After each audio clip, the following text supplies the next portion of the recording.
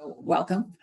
Delighted that you're all here for us to talk tonight about adult children of substance misusers. Living Kindness Conversations are brought to you by Living Kindness. I'm the founder of Living Kindness. I'm Christine Quinn. And Living Kindness is a nonprofit that is designed to empower families who have loved ones struggling with misuse. And so Living Kindness Conversations is one way for us to all grow in our knowledge, as well as create community. Tonight, we have an opportunity then to interview Allyssa Dickert. And I met Allyssa through our recovery coaching program, and she is just a delight. But also, I think it's important for us to know a little bit more about Allyssa. And Allyssa is an award-winning journalist, and she spent more than a decade in the business and then decided it was time for a transition. And she is transitioning to be a recovery coach and is a recovery coach. Since about 2019, is that right, Allyssa? She's been reflecting on her own relationship with alcohol. And so she's also very proud, and we are very supportive, as in September, she will be 3 years sober. So let's hear it for Allyssa. Kudos. Excellent. Excellent. Yes. Yes. Also, Allyssa is the host of Changing Tides, where she shares her story of discovery and also moving into really embracing her authentic self. So thank you so much for being with us tonight, Allyssa. Thank you, Christine. I'm so grateful to have this opportunity. Yes, yes. And so with that, how about we begin by sharing a little bit about your personal journey and what you've learned along the way, Allyssa? Yeah. So growing up, I didn't know that alcohol was an issue in my family, which sounds crazy to say now just because of all that I've learned since. But my parents, I would say, drank like I saw everyone else drink. We'd go to family parties. We'd go to my grandparents' house for parties, celebrations, my friend's parents' house, what I saw on TV. And I just thought that that's how everyone drank. And it wasn't until I started reflecting on my own relationship with alcohol that I realized maybe my parents' relationship with alcohol isn't as normal as I thought. Because before I started learning about alcohol use disorder, my vision of an alcoholic was the stereotypical, what you person with like a brown paper bag on the street, lost everything, that sort of thing. And since I've been sober now for almost 3 years, I've realized that there's just a wide range of how alcohol can impact people. And you can hold a job and can look fine on the outside, but have this problem inside of you. So, um, with that, like I had mentioned, it wasn't until I stopped drinking that I realized, I mean, growing up, my family life, I wouldn't say was the best. We did have our dysfunctions like every family, but it wasn't until I removed alcohol that I found out that one of my parents was being sent to rehab, work ordered. And I was shocked because one of my parents was more of a binge drinker like me, isolated to the weekends, life of the party. The other, I never really saw drunk, the one that was going to be going to rehab because of work. I never saw really drunk, went to bed early. And so it was a shock to me and my family. And ever since I've stopped drinking, they've been in and out of rehab, on and off of having long stints of sobriety. And so that was very difficult for me navigating my own sobriety journey and having a parent struggling So the boundaries that I set, I realized early on, triggers were really related to certain aspects of family stuff that was going on. And so that was it's been a challenge and a journey for sure, but that's just a little bit about how I even realized that I was an adult child of an alcoholic. Right, right. So I understand that it wasn't until you were in your recovery journey that you started to notice some things. But what were patterns now that you look back that you say, oh, those patterns were there that might be helpful to others who are navigating that space? So there's a few different things. For family dynamic, I would say that there was I felt like I was the parent a lot of the times. It's hard because my parents provided for me. They provided for me and my sister, and even just, like, talking about this too, there's a lot of, like, shame around sharing about this, but, this comes out of a place of, like, love, and so, like I was saying, my parents, I would say I they leaned on me for advice, especially when I got a little older. Like, I remember one of my parents even told me, like, "I'm the parent. I shouldn't be asking you about this. I should be helping you with this." And I never felt like I could go to my parents with certain things when it came to, like, relationships, and other aspects in my life. There was no conflict resolve in my family.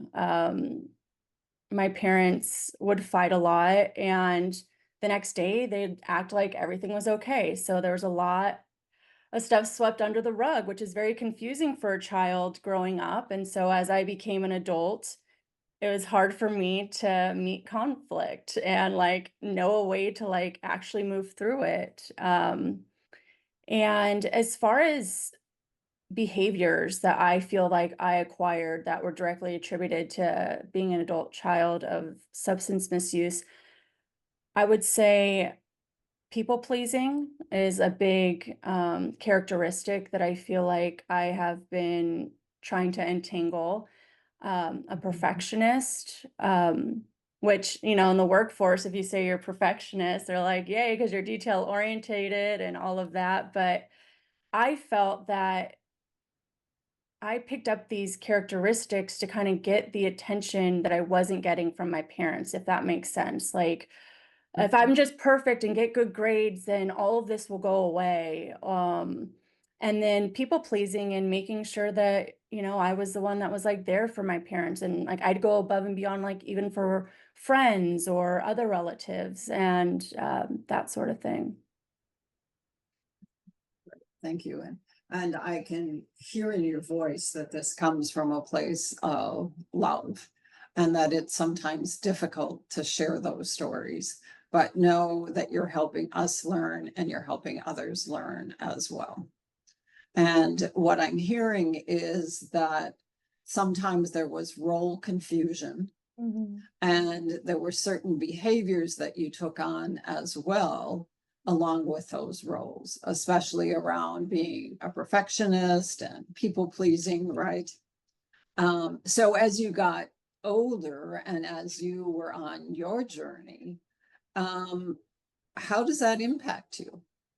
Those roles that you played and those behaviors that you found were important for you as a child?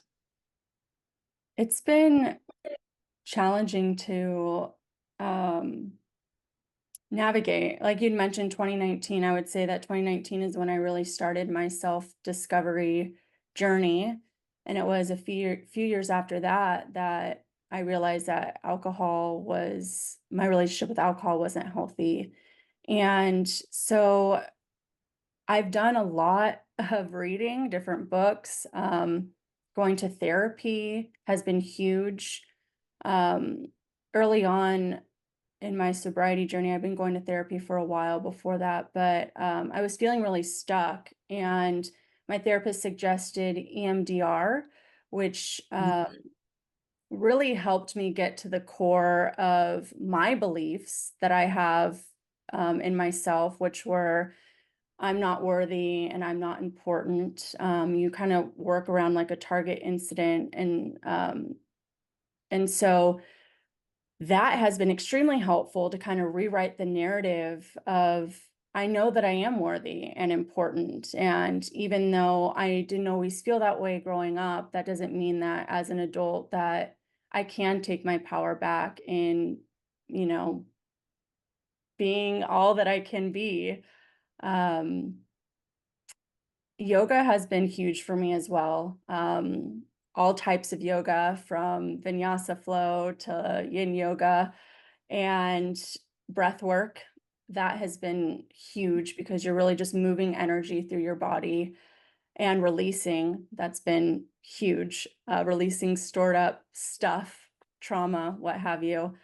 Um, so those are like the main thing. And affirmations. I talked about those core beliefs that I had. Affirmations are a great way that I've been able to change those I am statements into a positive and kind of rewire my brain into believing that I am worthy and I am important. Share a little bit more in terms of how you use those affirmations, or give us an example. Yeah. So I break them up into categories, actually. I learned this from a community that I'm a part of. Community is also a huge thing that has helped me as well navigate this. But so I break them up into categories like mind, body, soul, family, relationships, and money. And I personally have a deck that I use also that I can just pull cards Mm. from.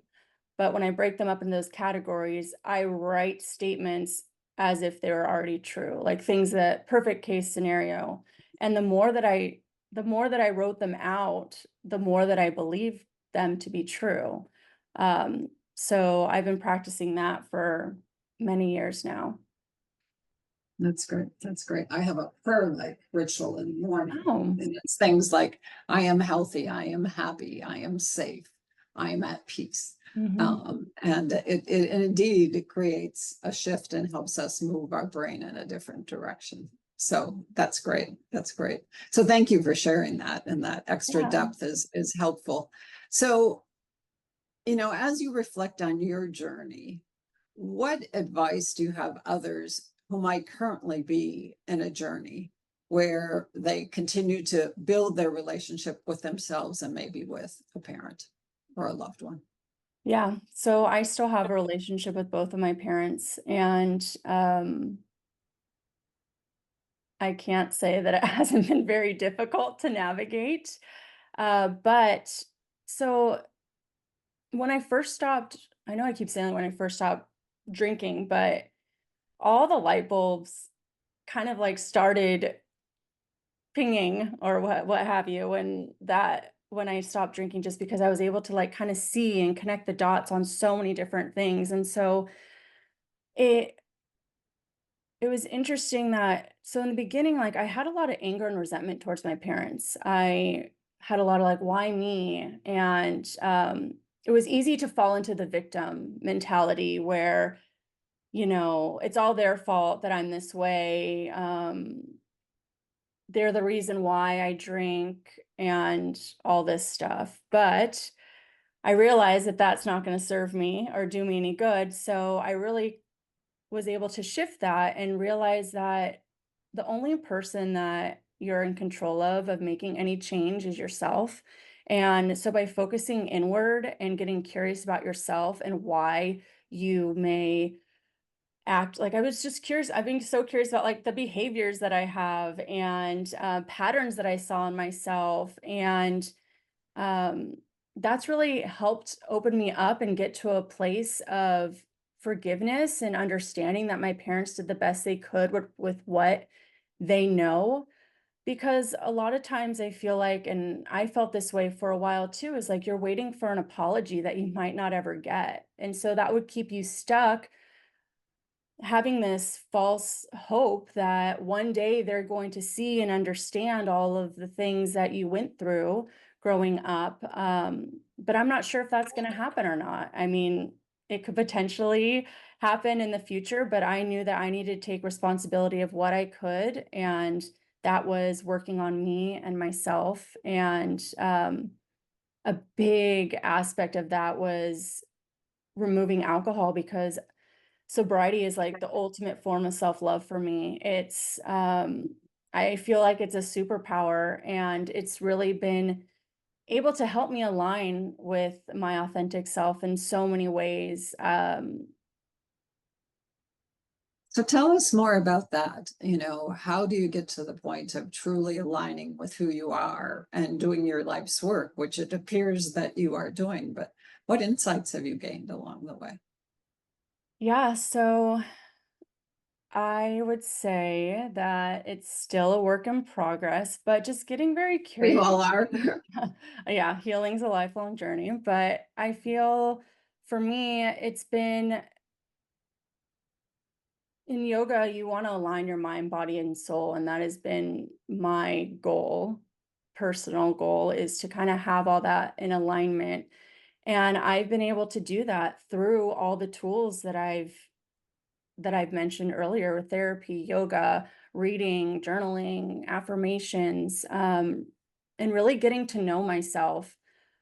Because I really think that my own addiction was kind of took me away from who I was, and even doing like inner child work and that sort of thing, getting back to like who I was before all this other stuff kind of impacted me. Nice. And thank you for just putting it out there, because I think a lot of people who are on this journey don't have the insight or the knowledge about themselves in terms of even where to begin. And so you've identified maybe some simpler approaches in terms of at least where to start. So is there anything else that you would like to share about your journey that may be helpful to others? Um, I kind of mentioned like the apology part, like waiting for an apology, but with that too, I feel for me, um, there's like a grief period that I went through of like grieving the thought of what my relationship with my parents would be and the reality of what it is. And, um, that part of it can feel pretty lonely and isolating. And so having conversations about this and meeting other people who may have experienced similar things, everyone's situation and family life is different, has been really beneficial, because you're potentially not going to get that, what you had hoped from your parents, but you will get that support from community. And um, I've also learned that everything's inside you. Everything that I need is right inside of me, and it's just a matter of me believing it. It's helped me so much heal. Um, we are grateful for you sharing your story and your keen insights, Alyssa. It's just a delight, and know that we're all touched by you sharing that story.